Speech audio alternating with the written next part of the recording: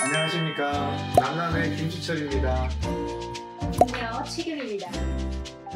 남북한의 일본 식민지를 이런 기억이 좀 다르다는 걸 많이 느끼고 있습니다. 왜냐하면 같은 조선인으로서 조선시대에 식민지를 당했고 또 같은 그 식민지 시기 36년을 함께 우리가 살아봤습니다.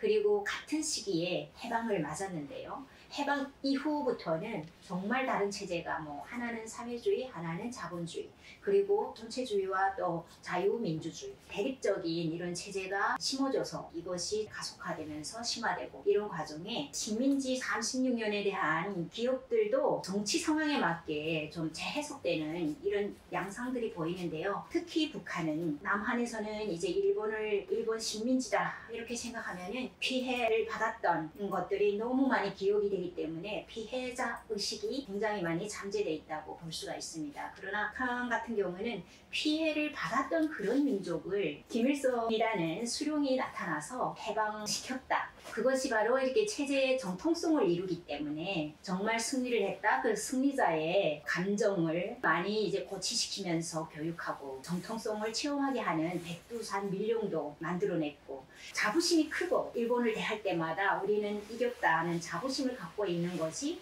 남한과 좀 많이 다른 부분이 아닌가 싶습니다. 항일 이데올로기를 통치나 지배체제가 강화하는 데 썼다고 볼 수도 있겠네요. 그렇죠. 그것이 바로 이렇게 체제의 정통성의 뿌리라고도 말할 수 있겠죠. 식민지는 우리가 한 나라에서 같이 겪었고 일본이 협약을 맺은 쪽은 이제 남한이죠. 1965년 한일 협약을 맺었는데 북한 쪽에는 앞으로 일본이 교섭을 해야 될 국가 정상화를 국교 관계를 맺어야 될 과제를 갖고 있습니다. 1970년대까지는 거의 일본과 민간 차원에서는 엄청난 교류가 있었고 정치와 경제를 분리했던 거죠. 1990년 들어오면서 냉전이 종결되고 이제 공산권이 이제 바뀌고 소련방이 해체되는 그 시점 1990년 9월에 이제 소련과 한국이 국교 정상화를 했죠.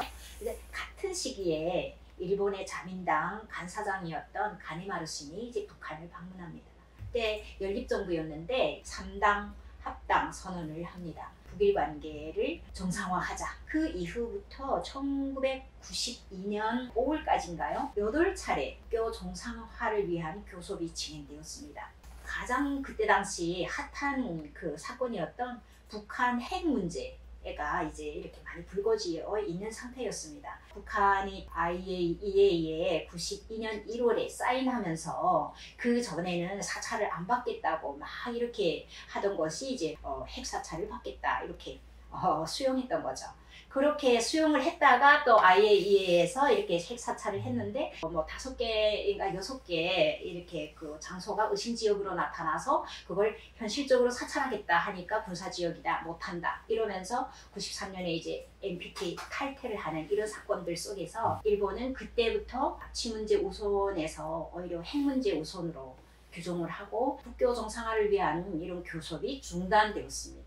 그래서 그렇게 중단되어서 오다가 2002년에 고이즈민 총리가 북한을 방문하죠. 국교 정상화 교섭을 하자 했다가 결국은 못하고 지금까지 이렇게 오고 있는 상태인데 북한의 이제 그 지도자들의 입장에서는 일본과의 그 친근감이 굉장히 3대째 많이 이렇게 드러나거든요. 김일성이 존재하고 있을 때 가장 많이 이제 외국인과 인터뷰했던 일본입니다. 2006년까지 북한과 경제무역을 가장 많이 했던 나라도 일본이었습니다. 결국은 체제 위기에 대한 어떤 불안감 같은 게 많이 있었다고 그렇게 들었던 것 같거든요. 그러면서 결국은 이제 일본과 수교를 통해서 어떻게 보면 체제 안보를 보장받으려고 했었던 것 같은데 결국 이제 무산이 되는 거네요, 그러니까. 그렇죠. 1991년 보천보 전자악단이라고 김정일이 등장하면서 굉장히 히트쳤던 이런 음악단인데요.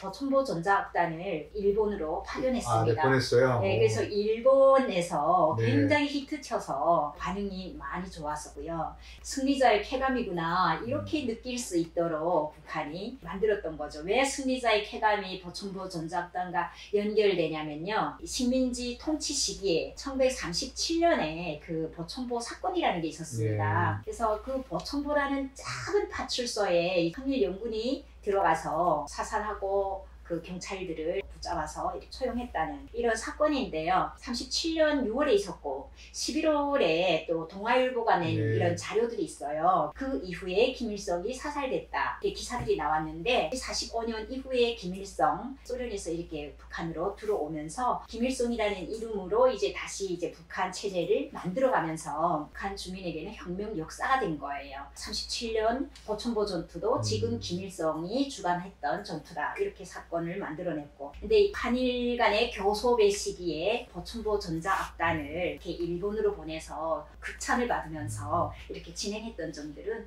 북한 주민에게 있어서는 자부심, 또 승리자의 쾌감 이런 것들을 불러일으켰던 기억이 납니다. 결국은 이제 남한과 북한은 어떤 다른 방식으로 일본을 대해왔고 이제 서로 다른 숙제들을 안고 있는 상황인 것 같습니다. 맞습니다.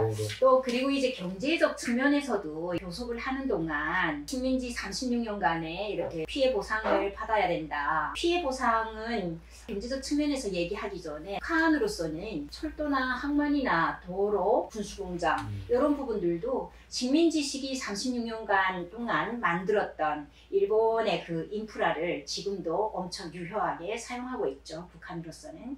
그래서 실질적으로 만져보고 경험해봤던 인프라 경제이기 때문에 아마 일본과 교섭하는 경우 그 인프라에 대한 관심이 굉장히 높을 거라고 이렇게 전문가들은 얘기를 하고 있습니다. 이상으로 마치겠습니다. 남남 정치적이었습니다. 풍녀 최경이었습니다. 감사합니다.